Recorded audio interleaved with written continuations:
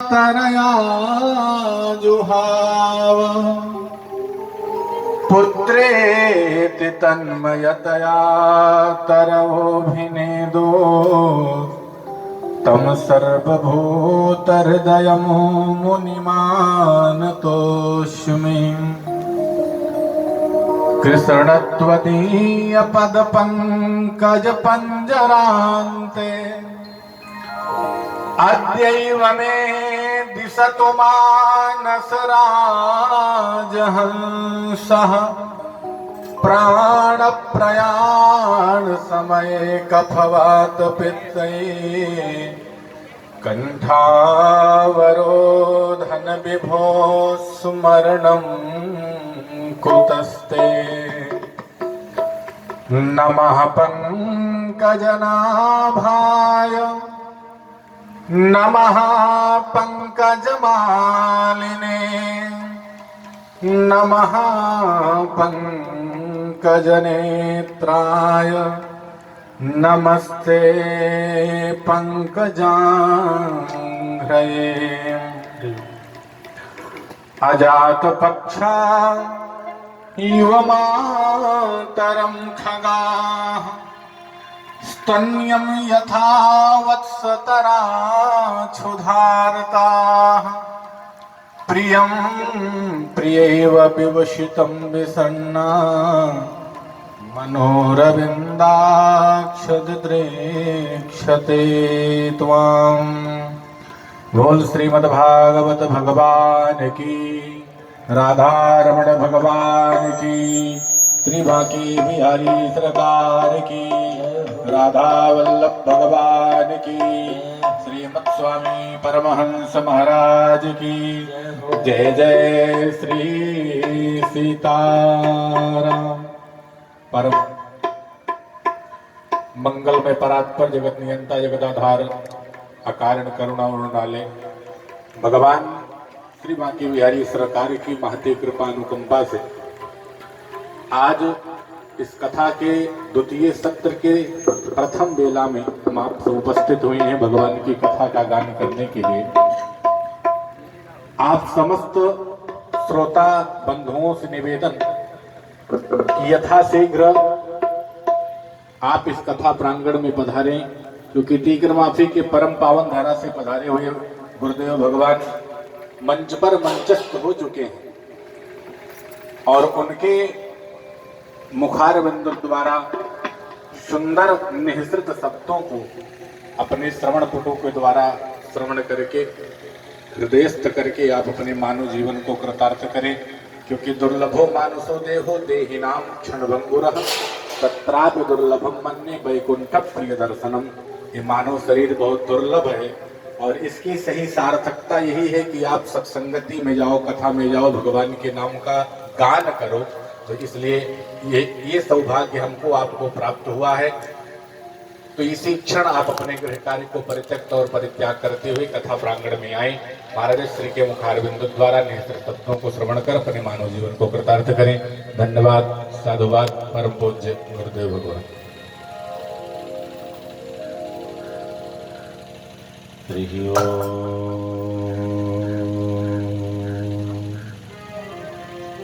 नमः परमहंसा स्वादित चरण कमल चिन्मकरंदाय भक्तजन मानस निवासाय श्री कृष्ण चंद्राय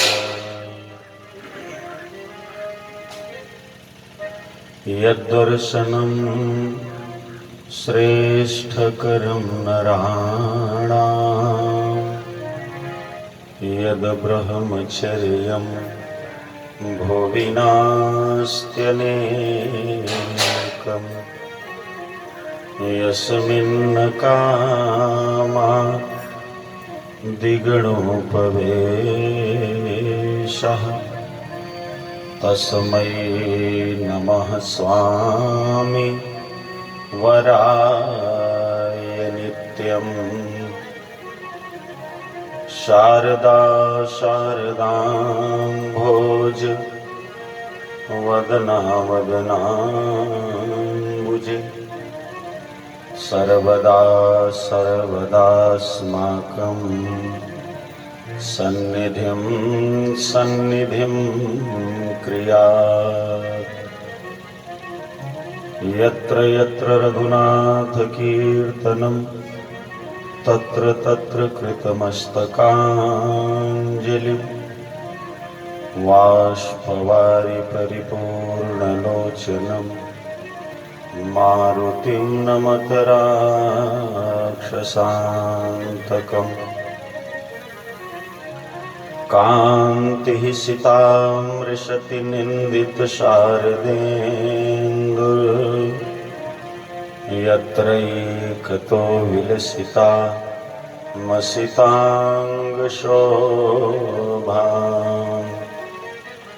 वृन्दावने किमपि आमुनितप्रभावा राधा मुकुन्दयुगलं तदहं नमामि।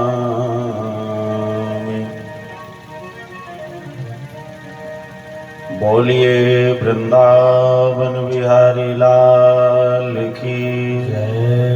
श्री भागवत भगवान की जय।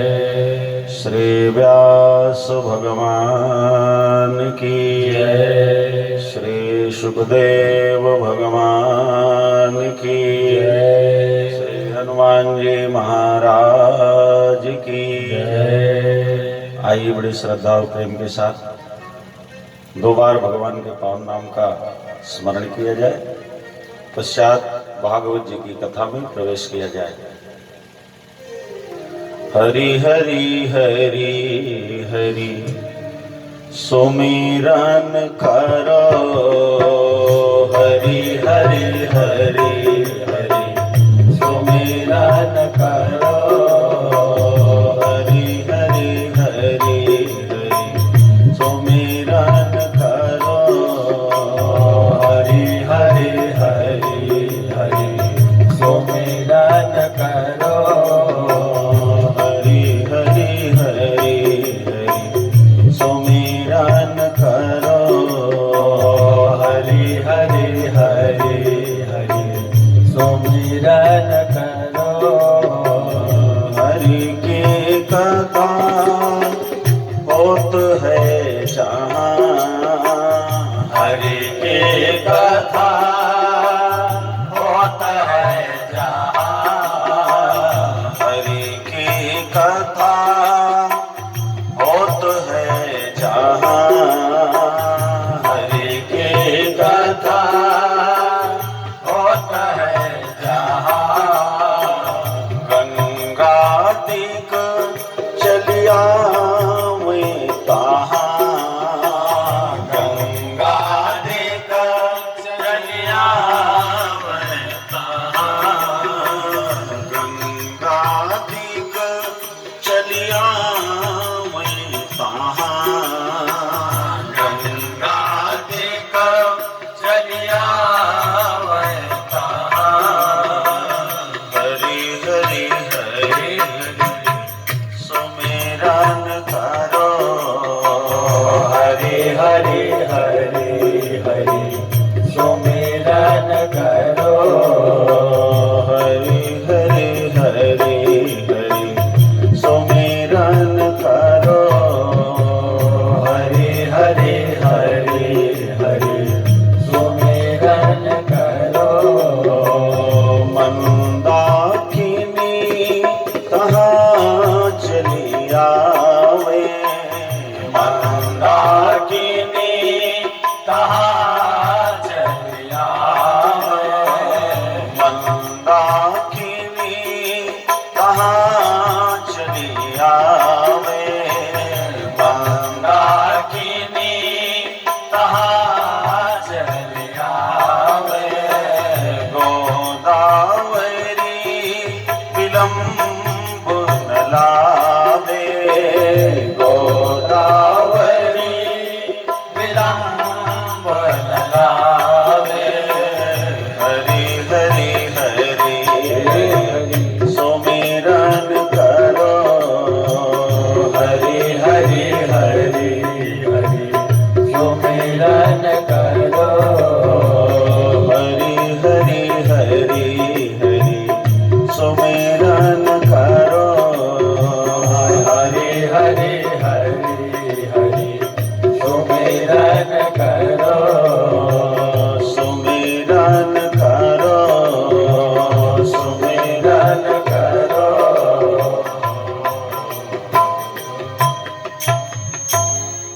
बोलिए राधा कृष्ण भगवान की जय। यदा मृधे कौरव सृञ्जयानां वीरे स्वथो वीरगतिं गतेषु ब्रिकोदरा भिन्न गदाभिमर्श भगनो रुदंडे धृतराष्ट्रपुत्रे।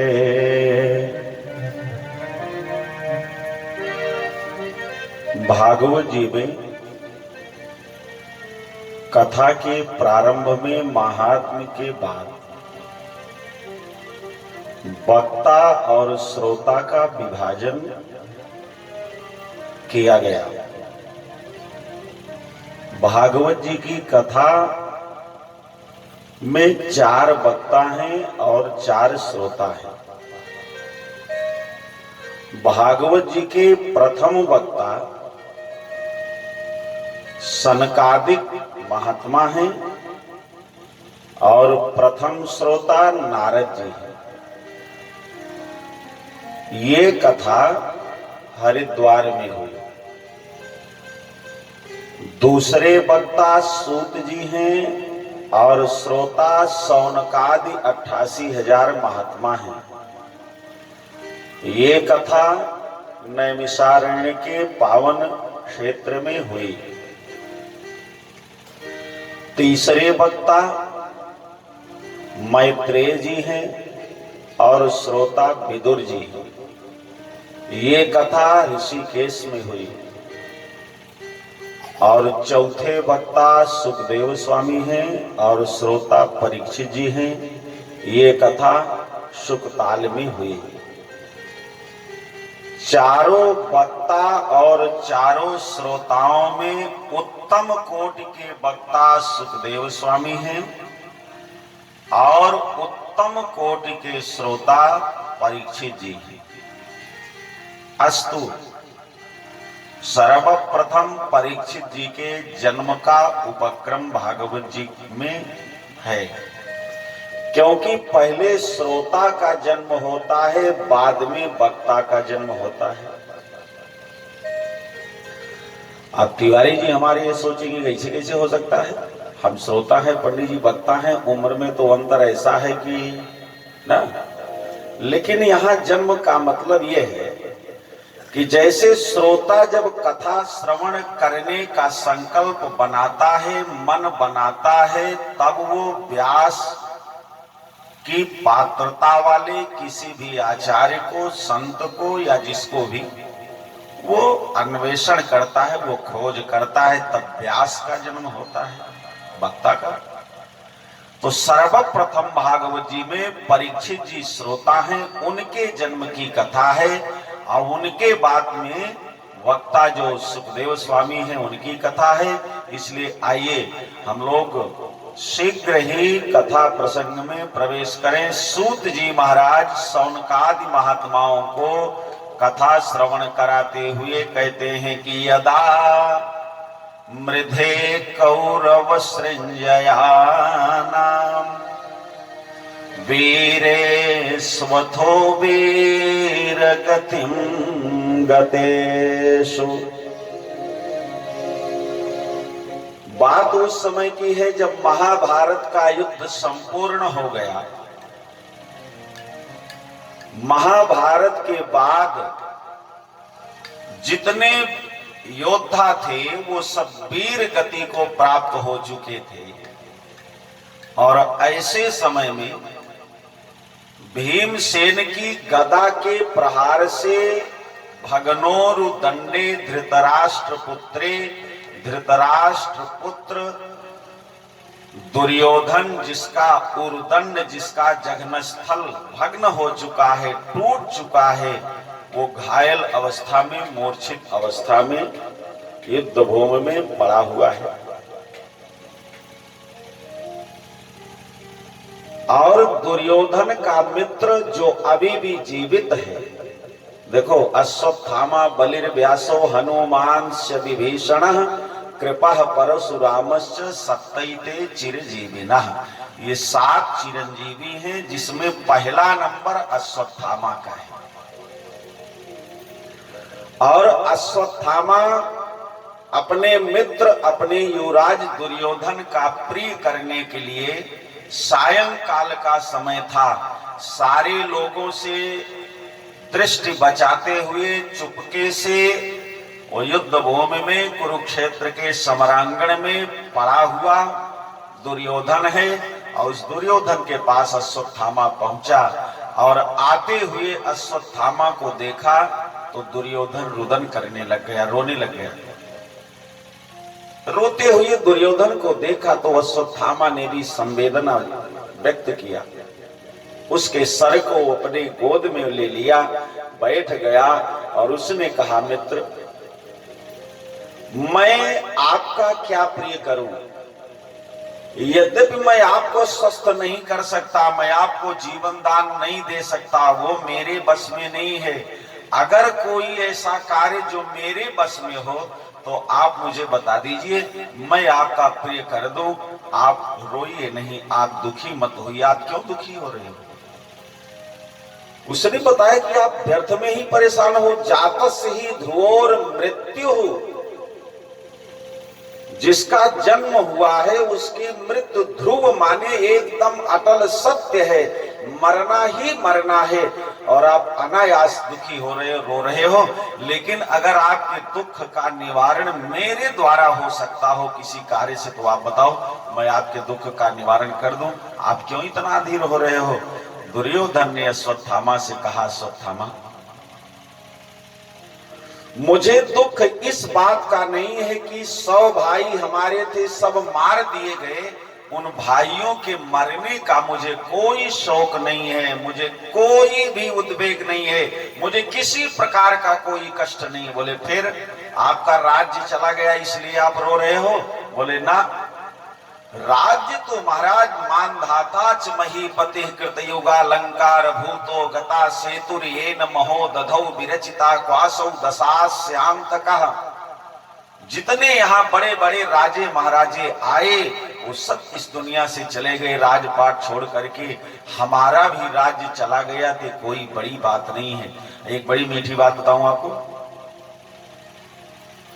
महाभारत के अनुसार तो राजाओं में जो गुण होते हैं, उत्तम कोट के गुण, वो गुण आपको दुर्योधन को युधिष्ठिर से भी श्रेष्ठ राजा की संज्ञा दी गई है। मेरी बात पर आपको विश्वास न हो तो महाभारत पढ़िएगा। दुर्योधन में मात्र एकाध ऐसे दुर्गुण थे जिनके कारण वो मारा भी गया और उसकी निंदा भी लोक में प्रचलित हुई। जैसे वो अपने ही भाइयों से द्रोह करता था, युधिष्ठिरादि से। भगवान श्रीहरि द्वारिकाधीश से वो द्रोह करता था, ईर्ष्या करता था। मात्र यही कारण है कि उसकी निंदा हुई, अन्यथा वो श्रेष्ठ राजाओं के गुण उसमें सन्निहित थे। आप देखो कैसा कह रहा है, मानधाता च महीपति कृतयुगा लंकार भूतो गता। मानधाता जैसे चक्रवर्ती सम्राट इस दुनिया से चले गए और सेतुर्येन महोदधौ विरचिता क्वासौ दशास्यांतकः, जिन्होंने समुद्र पर सेतु बांधा, ऐसे राजाधिराज महाराज भगवान श्री रामचंद्र इस दुनिया से चले गए। उनका भी राज्य नहीं उनके साथ गया, तो हमारा राज्य हमारे साथ थोड़े जाएगा। राज्य चला गया इसलिए भी मुझे दुख नहीं। बोले, फिर आप रो क्यों रहे हो?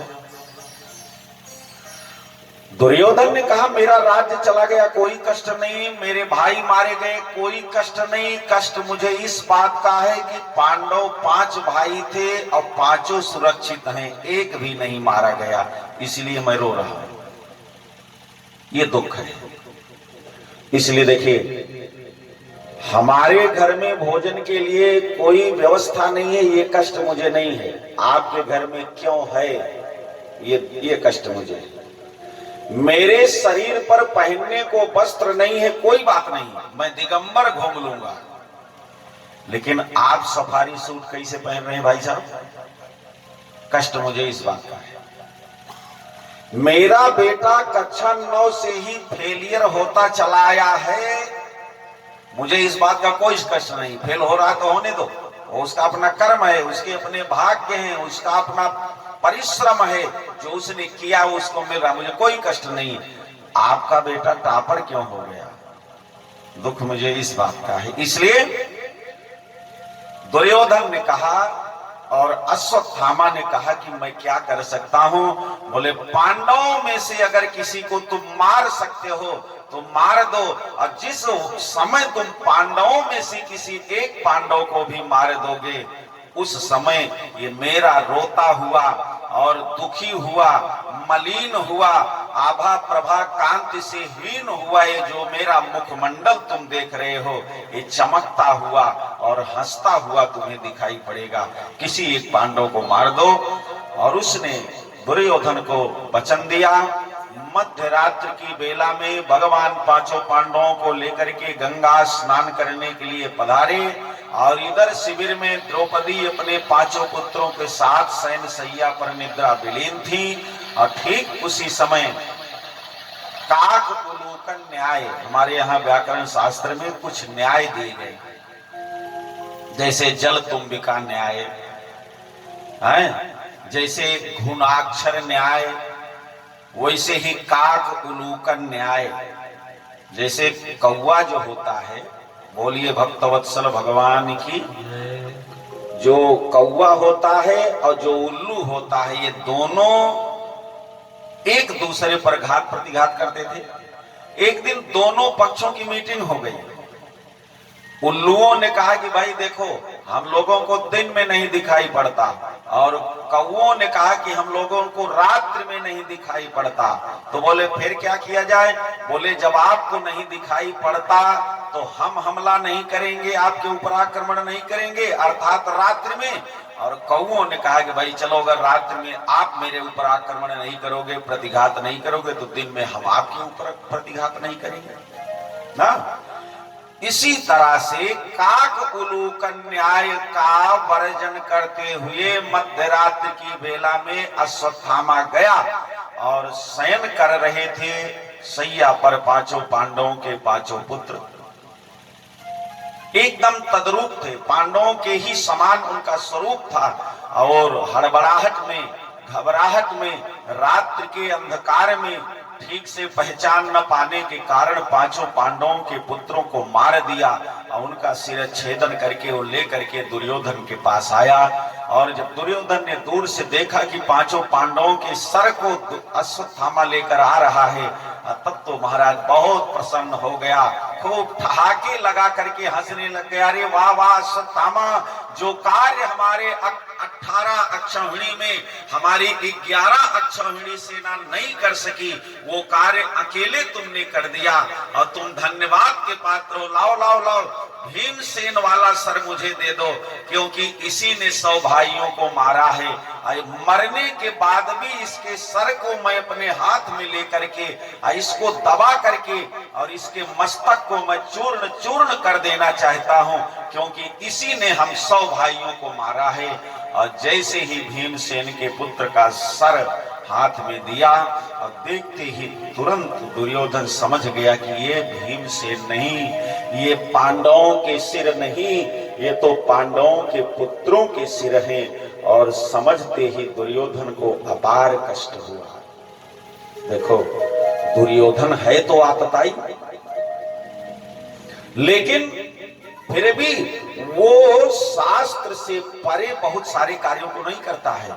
उसको पता है कि पांडवों से मेरा बैर है, लेकिन पांडवों के पुत्रों से मेरी कोई शत्रुता नहीं, कोई बैर नहीं। इसलिए तुरंत वो रोने लग गया। उसने कहा, अश्वत्थामा, तुमने तो ऐसा कार्य कर दिया कि हमारी वंश परंपरा ही नष्ट हो गई। लुप्त पिंडोदक क्रिया, हमारे वंश परंपरा में हम लोग तो मारे गए थे, हमारा वंश नहीं चलेगा, लेकिन कम से कम पांडवों के ये पुत्र अगर रहते जीवित और ये कहीं पर पिंडदान आदि करते, श्राद्ध करते, तर्पण करते, तो वो सारा लाभ हम लोगों को भी तो मिलता। जैसे आप जाते हो तीर्थ यात्रा में, कहीं भी श्राद्ध कर्म करते हो, पिंडदान करते हो, तो वहां पर आप कई पीढ़ियों के लिए करते हो, बहुत सारे लोगों के लिए करते हो और सबको वो भाग मिलता भी है। श्राद्ध पक्ष जो है बहुत कठिन पक्ष है। श्राद्ध का निर्णय बहुत आसान नहीं है। श्राद्ध एक ऐसा विषय है जिस पर आपको शास्त्रों के समान ही उस पर आपको अध्ययन करना पड़ता है, तो ही बात समझ में आती है। बहुत कठिन विषय है तिवारी जी, आपने तो करके देखा है। हाँ, बाबा रामदेव का योगासन फेल हो जाता है। बोलिए भक्त वत्सल भगवान की जय। इसलिए आपने अच्छा नहीं किया। इसलिए देखो, दुर्योधन ने अश्वत्थामा से कहा, अश्वत्थामा, हमारे वंश परंपरा को तुमने नष्ट कर दिया है और तुम मेरे सामने से तुरंत चले जाओ। मैं तुम्हारा स्वरूप भी देखना नहीं चाहता। तुमने बाल हत्या किया है और वो भी सोते हुए बालकों को तुमने मारा है। ऐसे बालकों को तुमने मारा है जो युद्ध भूमि में नहीं थे, जिनका कोई दोष नहीं था, वो निर्दोष थे। मुझे अभिमन्यु के मारे जाने पर कोई कष्ट नहीं हुआ, लेकिन इन बालकों के मारे जाने पर मुझे दुख है। इसलिए तुम यहां से चले जाओ। इधर प्रातः काल हुआ, द्रौपदी ने देखा शिविर में जाकर के अपने मरे हुए पुत्रों को। सूत जी महाराज कहते हैं, बोले मातु शिशु नाम निधनम सुतानाम निशम्य घोरम परितप्यमाना तदा रुदद् बाष्पकलकुलाक्षी तां सांत्वयन्नाह किरीटमाली। द्रौपदी करुण क्रंदन कर रही हैं, विलाप कर रही हैं। आप विचार करना, जिसके 5 बेटे एक साथ मार दिए गए हों और पांचों का सर गायब हो, धड़ उनके सामने पड़ा हो, ऐसी मां का हृदय क्या कहता होगा, आप स्वयं अनुभव करना। और उसी समय भगवान के साथ पांडव आए, आंगन में विलाप कर रही द्रौपदी को देखा। ताम सांत्वयन नाह किरीट माली। अर्जुन ने द्रौपदी को सांत्वना दी, किसी तरह से समझाया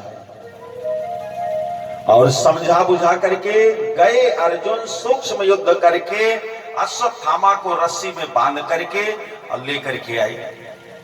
आंगन में बंधे हुए अश्वत्थामा को पटक दिया। अर्जुन ने कहा, पांचाली द्रौपदी, हे यज्ञसेनी, ये देखो तुम्हारा ये अपराधी, तुम्हारे पुत्रों को मारने वाला ये दुष्ट, ये अधम, ये तुम्हारे सामने है, जो चाहो इसे दंड दे दो। लेकिन सूत जी महाराज जी बहुत सुंदर वर्णन करते हैं।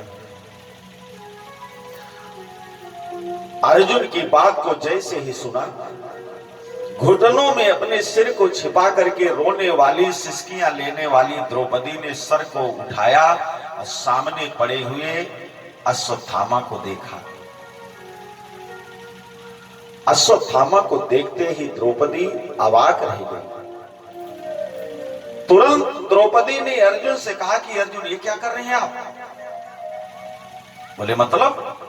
बोले मतलब ये है कि मुच्यताम एष,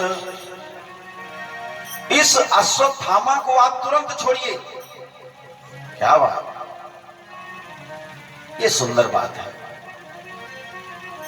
जिस समय आपके जीवन में विपत्ति आवे, धर्म की परीक्षा उसी समय होती है। आपत्ति काल परखिए चारी, धीरज धर्म मित्र अरु नारी। एकदम चकाचक अगर सारी व्यवस्था है तो उस समय तो पत्नी जो है वो खूब बढ़िया बढ़िया चाय पकौड़ा बनाकर खिलाएंगी।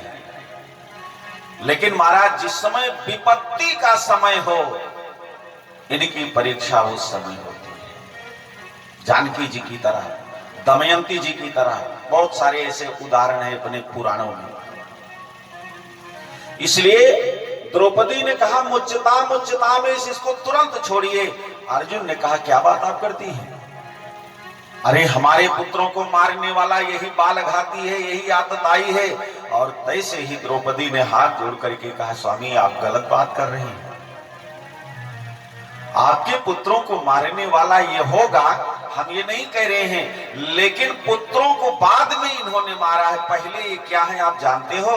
बोले ना हमें तो नहीं पता, हम तो यही समझ रहे हैं कि सोते हुए हमारे 5 पुत्रों को इसने मारा है, इसलिए ये दंड का भागी है, ये अपराधी है और इसे मृत्यु दंड देने का अधिकार तुम्हें है, क्योंकि तुम माता हो और बेटे पर अधिकार जितना पिता का होता है उससे 10 गुना ज्यादा अधिकार माँ का होता है, इसलिए तुम बताओ इसे क्या दंड देना चाहिए।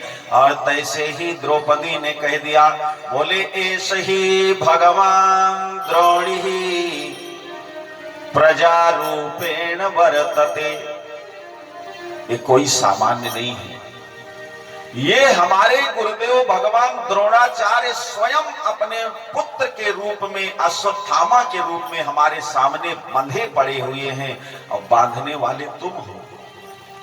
क्या बात, इतनी बड़ी विपत्ति के बाद भी इतनी दृढ़ भक्ति है गुरु में कि आप विचार करो, आज उस आतताई अश्वत्थामा में भी द्रौपदी को अपने गुरुदेव भगवान द्रोणाचार्य नजर आ रहे हैं और कहती ऐसे ही भगवान द्रोणी ही। जो बेटा होता है उसके लिए वेदांत में एक सूत्र लिखा गया है, आत्मा वही जायते पुत्रः, पिता की आत्मा ही पुत्र के रूप में जन्म लेती है। अब अगर ये बात सही है तो इनके पिता जो द्रोणाचार्य थे उनकी आत्मा ही अश्वत्थामा के रूप में है। इसका मतलब कि ये हमारे गुरुदेव भगवान द्रोणाचार्य स्वयं अश्वत्थामा के रूप में हैं और अपने गुरु की पूजा करनी चाहिए कि उनके हाथ पैर को बांध करके और फेंक देना चाहिए? कर क्या रहे हैं आप, तुरंत छोड़िए। इसलिए ध्यान देना, देखिए गुरु के प्रति निष्ठा जो है ये कई तरह से होती है। जैसे राम जी जो हैं वो क्या करते हैं, वो अपने गुरु जी के घर जाकर के वो विद्या अध्ययन करते हैं। गुरु गृह पढ़ गए पढ़न रघुराई और अल्पकाल विद्या सब उनको मिल गई, वो गुरु जी के घर गए। ये भी एक निष्ठा है। और एक निष्ठा रावण की भी है, रावण की भी निष्ठा है। वो कुछ दिन तो कैलाश पर्वत पर अपने गुरुदेव भगवान देवाधिदेव महादेव के पास गया और उसके बाद उसने कहा सरकार एक निवेदन करना है। बोले क्या? बोले बात ये है कि यहाँ आने जाने में बड़ा विलंब हो जाता है, राजपाट में कुछ व्यवस्थाएं हो रही हैं, बाधाएं आ रही। बोले फिर? बोले आप ही चले आओ। और जब भगवान भोलेनाथ नहीं गए तो वो आया और भगवान शिव की पूजा किया, कैलाश पर्वत को उठा लिया और उसी पर जटाट भी गलत जल प्रवाह पावित स्थली गले वलम विलम विताम भुजंग तुंग मालिकाम कह करके स्तुति किया। भगवान भोलेनाथ ने अपने मन में सोचा कि इसके घर चले जाना ही ठीक है, नहीं किसी दिन कैलाश को उठा करके और उल्टा इसे कर दिया तो हम तो उसी के नीचे गोविंदाय नमो नमः। इसलिए भैया आप विचार करना, गुरु भक्ति जो है वो करना कैसे है, आप राम जी से सीखें। आप भागवत जी के 10वें स्कंद में भगवान द्वारिकाधीश भगवान कृष्ण जब अपने गुरुदेव भगवान संदीपन के यहाँ जाते हैं तो वहां सीखिए।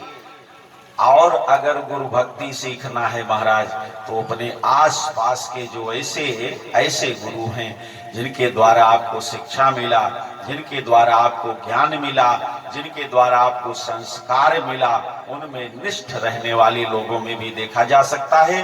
इसलिए द्रौपदी ने कहा आप इनको छोड़ दीजिए। अर्जुन ने पुनः कहा, अर्जुन ने कहा द्रौपदी इसने अपराध किया है हमारे निर्दोष बालकों को मार करके। और तब द्रौपदी ने बहुत सुंदर नीति बताई। द्रौपदी ने कहा सुनिए, जब युद्ध चल रहा था और आप लोगों ने इनके पिता अपने गुरुदेव भगवान द्रोणाचार्य को मिथ्या बोल करके, झूठ बोल करके जब आप लोगों ने निशस्त्र करके मार दिया था, और उनके मरने के बाद रात्रिकालीन बेला में मैं उनके घर गई थी, अश्वत्थामा के घर में गई थी, द्रोणाचार्य के घर में गई थी, और जब मैंने देखा तो मुझे असह्य वेदना हुई थी। बोले क्या देखा आपने? बोले मैंने देखा था कि अश्वत्थामा की मां और द्रोणाचार्य की पत्नी, जिनका नाम गौतमी है, वो रुदन कर रही थी, और कुछ चीजों को पृथ्वी माता सहन नहीं कर पाती। जैसे देखिए, शंख को यदि आप बिना आसन के रखते हो तो बिना आसन के रखे हुए शंख का भार पृथ्वी नहीं सहन कर पाती, बड़ा दोष होता है, इसलिए बिना आसन के नहीं रखना चाहिए। ब्राह्मण यदि कर्मकांडी है तो उसे बिना आसन के कभी बैठना नहीं चाहिए। बिना आसन के बैठने वाले ब्राह्मण का भार पृथ्वी माता नहीं सहन कर पाती। माताओं को कभी भी लेट करके दंडवत प्रणाम किसी को नहीं करना चाहिए, भगवान को भी नहीं करना चाहिए। इसलिए आपके लिए व्यवस्था है, आप अपने आंचल से ही प्रणाम करना चाहिए आपको, क्योंकि आपके हृदय का भार पृथ्वी माता नहीं सहन कर पाती। और चौथा नंबर बोले, निर्दोष ब्राह्मण को यदि कोई सतावे और वो सताया गया ब्राह्मण रोवे और उसके रोने से जो आंसू गिरते हैं, उस आंसू का भार पृथ्वी माता नहीं सहन कर पाती है। सर्वम सडु मलम मन्ने ऋते लीक परम नरम। इसलिए द्रौपदी कहती है, मैं गई थी और जा करके मैंने देखा था गौतमी को रोते हुए, गुरु माता को मैंने रोते हुए देखा था।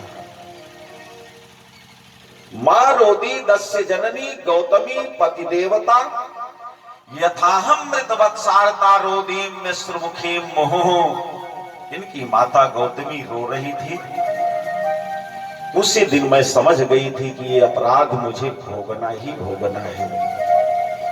आप लोगों ने सबसे पहले अश्वत्थामा के पिता अर्थात द्रोणाचार्य जी को मार दिया, और जब द्रोणाचार्य जी मर गए, उनका वध हो गया, और उसको सुन करके गौतमी रोई, और रोती हुई गौतमी को मैंने सांत्वना दिया था, मैंने समझाया था, और मेरे समझा